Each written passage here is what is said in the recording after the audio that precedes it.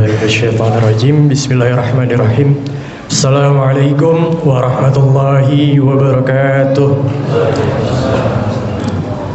Innal hamdalillah nahmaduhu wa nasta'inuhu wa nastaghfiruh wa na'udzu billahi min shururi anfusina wa min sayyiati a'malina may yahdihillahu fala mudilla lahu wa may yudlil fala hadiyalah.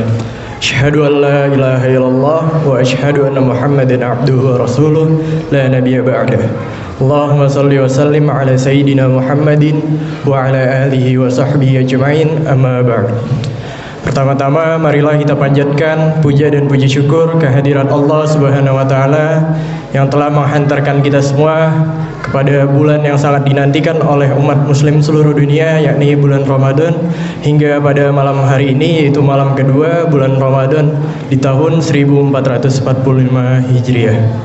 Salawat serta salam senantiasa tercurahkan kepada junjungan kita Nabi besar Muhammad sallallahu alaihi wasallam, kepada keluarganya, para sahabatnya, dan insya Allah kepada kita semua sebagai pengikutnya hingga akhir zaman nanti.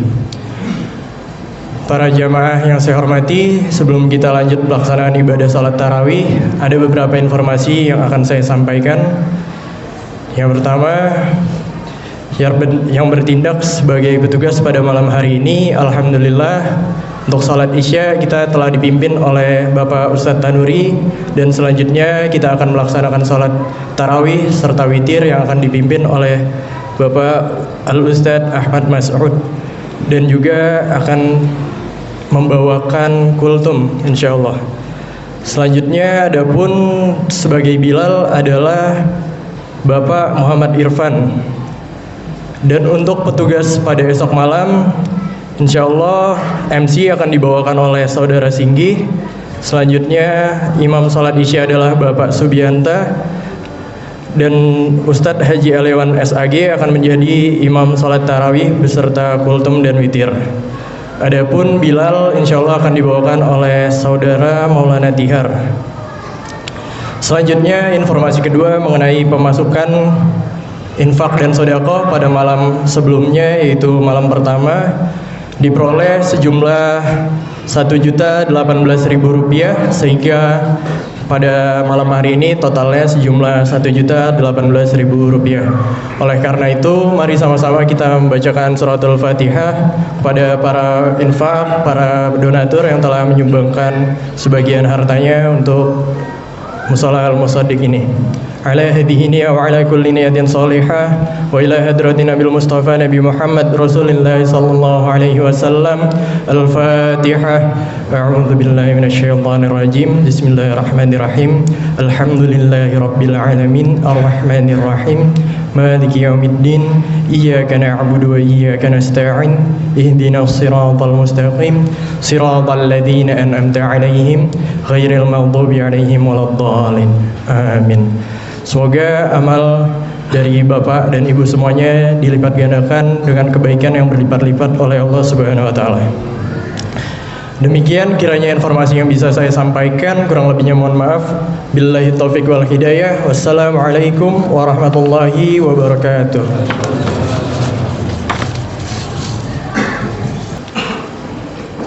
Assalamualaikum warahmatullahi wabarakatuh.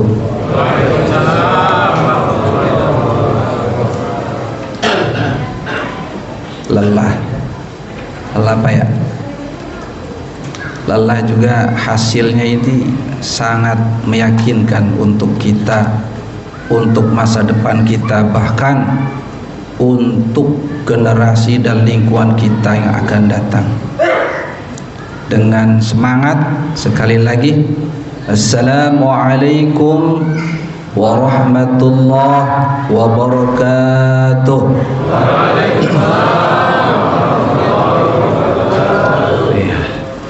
Wajar baru 2 malam Pak ya.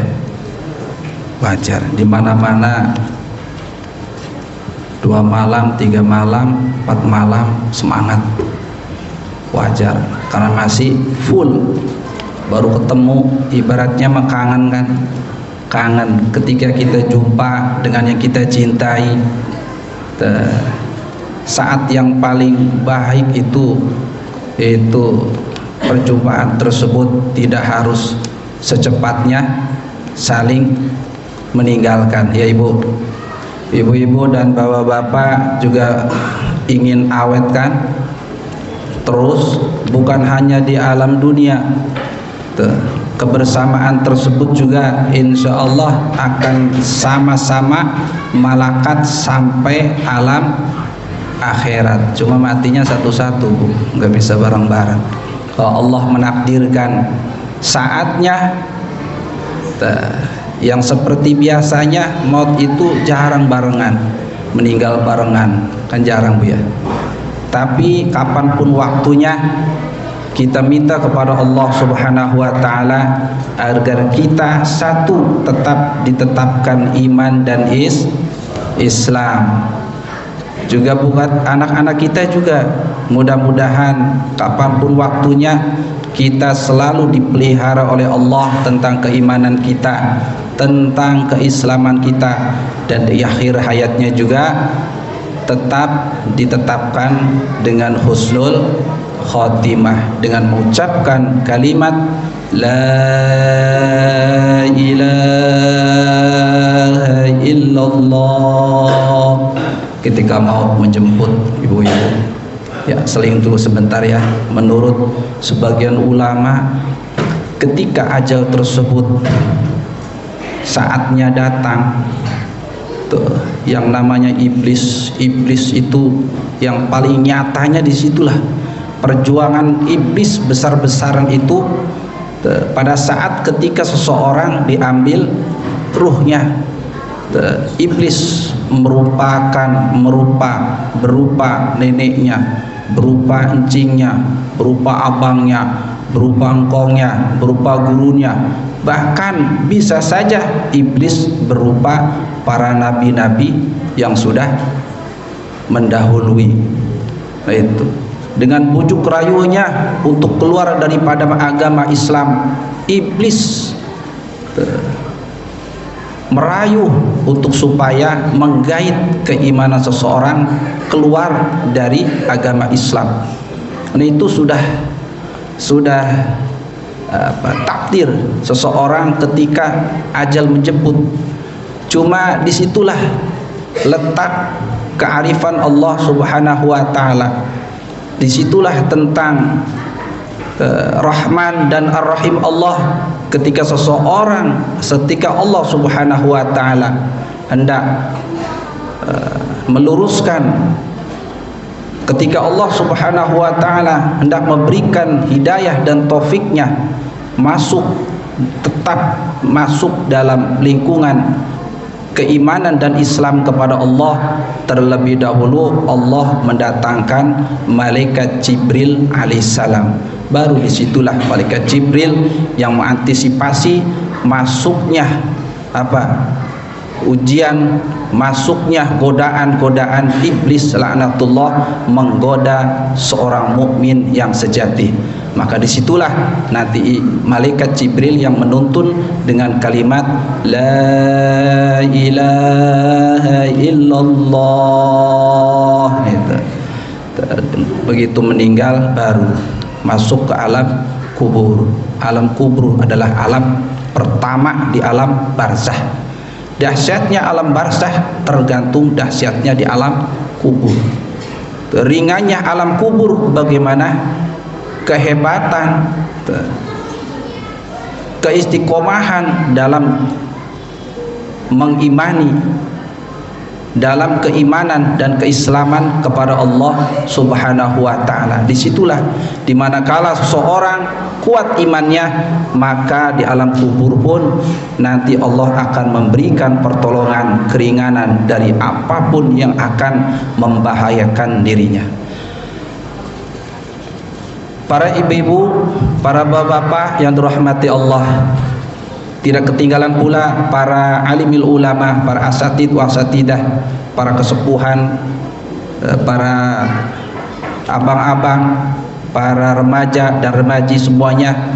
Semoga semuanya selalu berada dalam kesehatan, disehatkan oleh Allah Subhanahu wa Ta'ala di hari yang kedua, hari tiga, hari keempat dan seterusnya, sehingga dengan kesehatan tersebut ibadah puasa kita selalu tampil seperti biasa dari hari-hari pertama, tidak kendor. Mudah-mudahan keistiqomahan kita khususnya dalam melaksanakan puasa, melaksanakan qiyamul lail dan tadarusnya seperti halnya kita semangat di hari pertama dan seterusnya. Kalau di hari pertama dan kedua dan ketiga semangat, insya Allah kemungkinan besar hari berikutnya pun akan ikut selamat. Nah itu. Makanya kesemangatan ini harus diutamakan, biarpun di awalnya itu semangat, pada dasarnya di akhirnya kendor. Nah itu sudah biasa, namanya manusia. Tapi kalau di awalnya sudah nggak semangat, apalagi di tengah dan di akhir. Kira-kira ibu-ibu semangat untuk bapak-bapaknya di awal apa di akhir nih kira-kira? Semangat. Kalau bapak-bapaknya semangat dari awalnya, insya Allah bisa mendorong ibu-ibu dan anak-anaknya untuk selamat melaksanakan ibadah, rangkaian ibadah dan seterusnya sampai akhir Ramadan. Puji serta syukur kehadirat Allah yang Maha Ghafur atas limpahan nikmat-nikmatnya. Alhamdulillah, saat ini kita berada di malam yang kedua. Kita bersyukur kepada Allah Subhanahu wa taala, malam ini kita diberikan keberkahan oleh Allah Subhanahu wa taala untuk kita bisa memperbaiki diri kita, untuk kita bisa memperbanyak amal-amal kita, untuk kita bisa membawa keluarga-keluarga kita untuk bisa menjadi keluarga yang baik dan istiqomah dalam keimanan kepada Allah Subhanahu wa taala.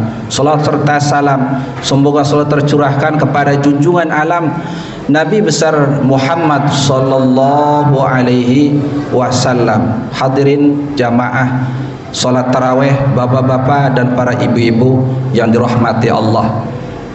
Kita bersyukur malam ini, kita yakini bersama kita semuanya ini sebagian daripada hamba-hamba yang insya Allah tergolong dari hamba-hamba yang soleh. Kesolehan ini sebenarnya sudah diceritakan oleh Sayyidina Ali bin Abi Thalib. Kata Sayyidina Ali bin Abi Thalib, pada dasarnya ketika penduduk manusia, penduduk dunia, ketika pada dasarnya manusia, andai kata tidak ada 5 perkara, tentunya semuanya mulai dari Nabi Adam kaumnya sampai saat ini semuanya akan menjadi orang soleh. Orang Tangerang semua soleh, kira-kira aman gak itu? Aman. Ibu-ibu yang punya gadis nyarinya itu nggak bakalan susah untuk calon itu, anaknya itu tetangga banyak, gitu ya, di depan banyak dan lain sebagainya banyak, karena banyak orang soleh.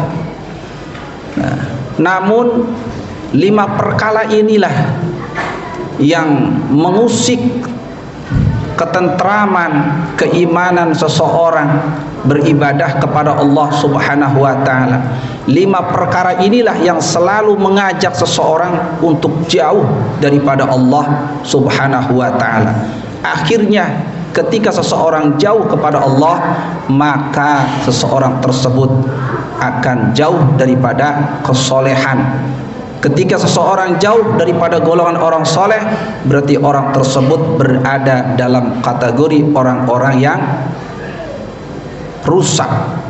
Rusak secara dohirannya, rusak secara batinianya. Rusaknya pribadinya juga akan berakibat, akan merusak sesuatu yang di sekelilingnya. Na'udzubillah, tsumma na'udzubillah. Imam Ali karramallahu wajah, ia berkata, laula khamsa khisalin la sara nasu kulluhum salihina.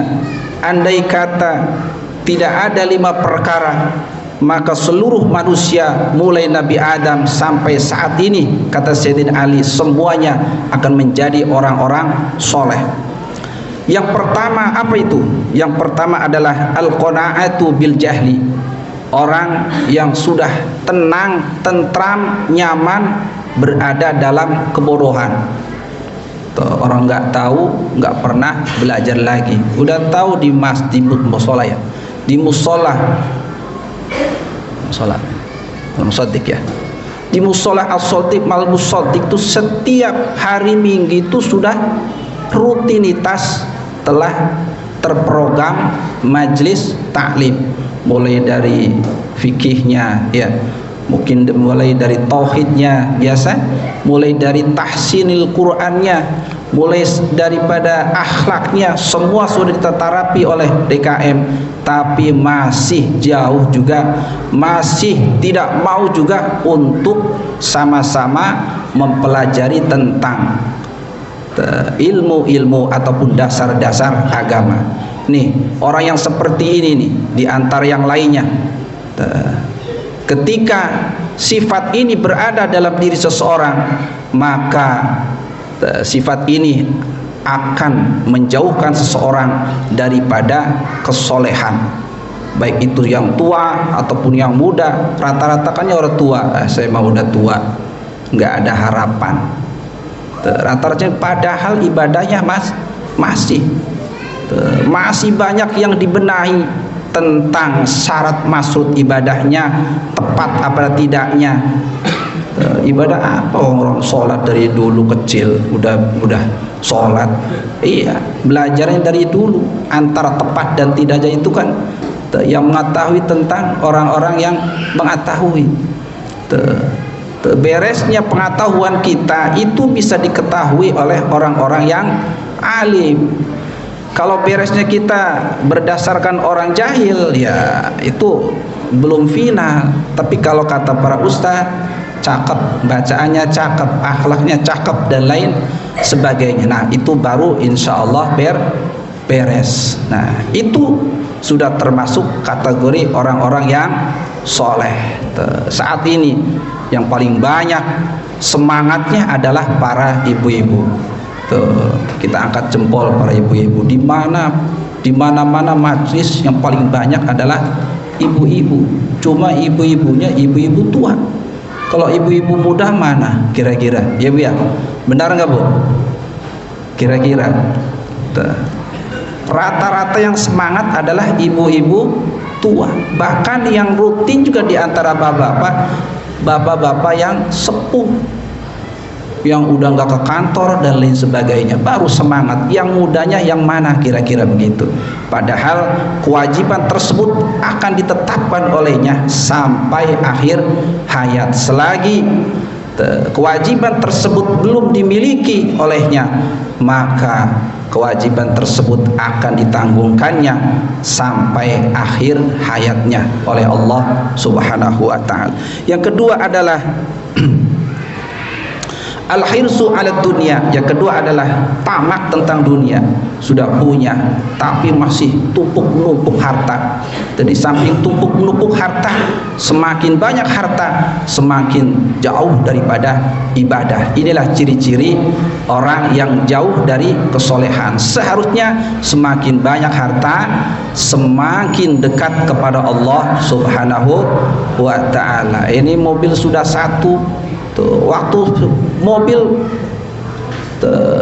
memiliki satu ibadah rajin, tapi begitu mobilnya udah dua tambah kacau. Subuh udah enggak masuk musola Musaddiq, udah 1 minggu 1 bulan, akhirnya tambah lagi mobil ketiga, ya udah jauh. Nah itu hati-hati, ciri daripada orang-orang yang jauh daripada kesolehan. Yang ketiga adalah asyuhu bil fadli, meredit, punya kelebihan tapi nggak mau bisa memakmurkan, nggak mau mengeluarkan. Orang rame-rame ngeluarin takjil yang 5 mangkok gitu ya, ibu-ibu ya, ada kan takjil yang 5 bungkus, yang 10 bungkus, bahkan ada yang 1 bungkus, saking nggak mampunya 1 bungkus. Ada yang 1 kue bakwan, saking nggak mampunya 1 dus dan lain sebagainya, padahal mampu. Nah inilah sifat bakhil dan saudaranya, yaitu apa itu? Bakhil, kumet, apalagi bakhil, kumit, apalagi itu Pak, tuh, meredit dan lain sebagainya, meletit. Nah, itulah ciri-ciri daripada orang yang jauh daripada kesolehan. Yang keempat adalah ar-riya fil amal. Kita punya amal tapi selalu ingin dibangga-banggakan.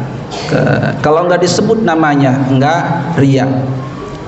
Ini perkara tersebut, sifat yang seperti inilah yang akan menghancurkan masa depan seseorang untuk bisa menjadi orang yang soleh, orang yang maslahat, orang yang nantinya akan diridhoi oleh Allah Subhanahu wa ta'ala. Dan yang kelima adalah al-i'jabu birra'i. Penyakit yang sangat besar adalah al-i'jabu birra'i, selalu membangga-banggakan sendiri. Tuh, lihat, kalau bukan saya mah gak bakalan. Tuh, seperti itu. Nggak meyakini, nggak paham bahwa kita itu sebagai manusia. Manusia itu adalah wasilah, siling asih, siling asuh, siling tolong menolong. Nah, itu sepatutnya adalah manusia. Perintah Allah, perintah Rasul dan lain sebagainya itu adalah wasilah, dan hakikat terjadinya sesuatu itu adalah hakikat dari Allah Subhanahu wa ta'ala. Ketika Allah berharap kepada hambanya kaya, maka Allah akan terlebih dahulu menciptakan kesemangatan orang tersebut untuk bisa kerja dan lain sebagainya, barulah dia kaya. Nah, itu adalah hakikatnya Allah Subhanahu wa ta'ala. Kerja itu adalah wasilah, menolong itu adalah wasilah, karena ada ditolong tapi belum bisa juga selamat. Nah, itu Pak Dokter itu ketika mengambil keputusan untuk dioperasi, operasi itulah wasilah. Nah, sedangkan kita pelajari tidak setiap yang operasi itu selamat. Berarti apa garis besarnya? Nah, itu berarti keselamatan itu adalah hakikat dari Allah Subhanahu wa ta'ala. Seperti halnya kita makan, kita minum. Makan dan minum itu adalah sebuah syariat. Hakikatnya adalah Allah yang memberikan kekenyangan kepada kita, Allah yang memberikan semuanya kepada kita. Nah, itu hakikatnya. Maka dengan 5 perkara tersebut kita harus bisa antisipasi agar jangan sampai kita melakukan 1 dari 5 tersebut, karena perkara-perkara tersebut yang akan menjauhkan kita kepada Allah, yang akan menjadikan kita untuk menjadi hamba yang dibenci oleh Allah. Maka kita bermunajat, selalu meminta kepada Allah Subhanahu wa ta'ala agar selalu diberikan perlindungan dimanapun kapanpun kita berada. Akhirul kalam, wassalamualaikum warahmatullahi wabarakatuh.